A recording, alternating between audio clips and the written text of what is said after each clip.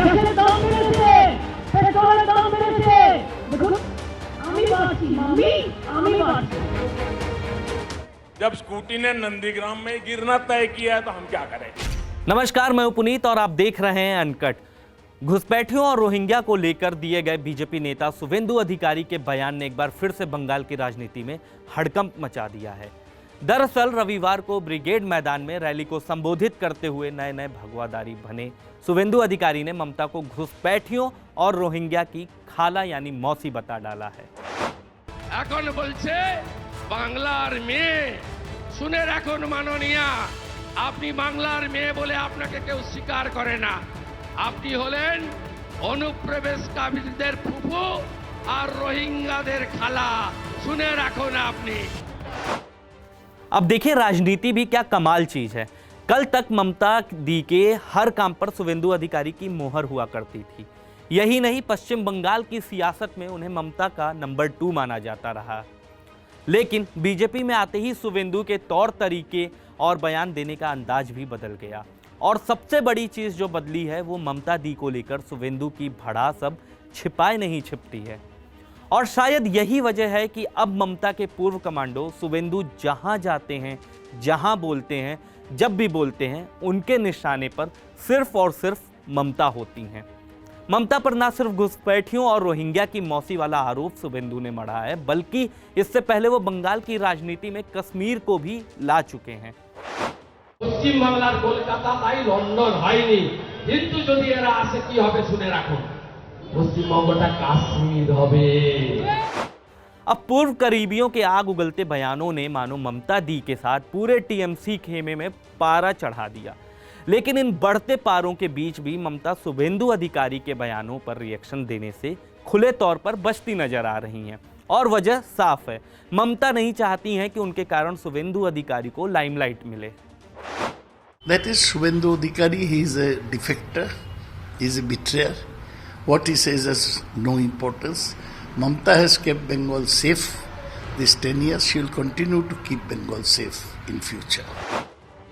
कश्मीर वाले इस बयान को लेकर वैसे राजनीति सिर्फ चुनावी राज्य बंगाल तक ही सीमित नहीं रह गई है, बल्कि इसकी गूंज अब धीरे धीरे पूरे देश में फैल गई है।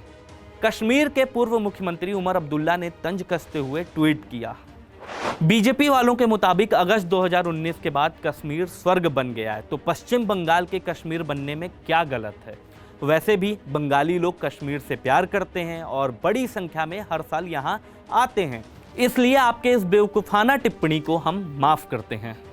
ममता की जीत पर बंगाल के कश्मीर बनने वाले बयान पर कांग्रेस ने भी प्रतिक्रिया दे दी है। मैं तो शुवेंदु जी से ये भी जानना चाहूँगा कि एन चुनाव के पहले ही आपको कश्मीर बनता दिखा, उसके पहले आपको ये सब नहीं दिख रहा था?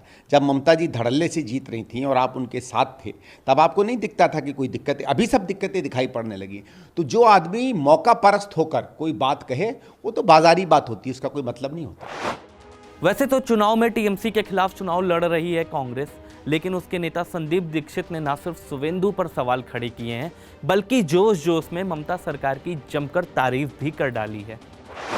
कुछ उनके ऐसे प्रोग्राम हैं भूख को लेकर, किसान के विकास को लेकर, लोगों से जुड़ने को लेकर, एक प्रजातांत्रिक लोगों के बीच में रहती हुई शासन को लेकर, उसमें तो आज उदाहरण दिए जा रहे हैं पूरे देश में। वैसे बंगाल की पूरी लड़ाई ममता पर टिकी है। टीएमसी की उम्मीद भी ममता है और पहली बार सरकार बनाने की कोशिशों में जुटी बीजेपी की उम्मीदों का ताना बाना भी ममता के नाम और काम के इर्द गिर्द ही घूम रहा है। कुछ दिन पहले जब आपने स्कूटी संभाली तो सब लोग प्रार्थना करते थे आप सकुशल रहे, आपको चोट न लग जाए।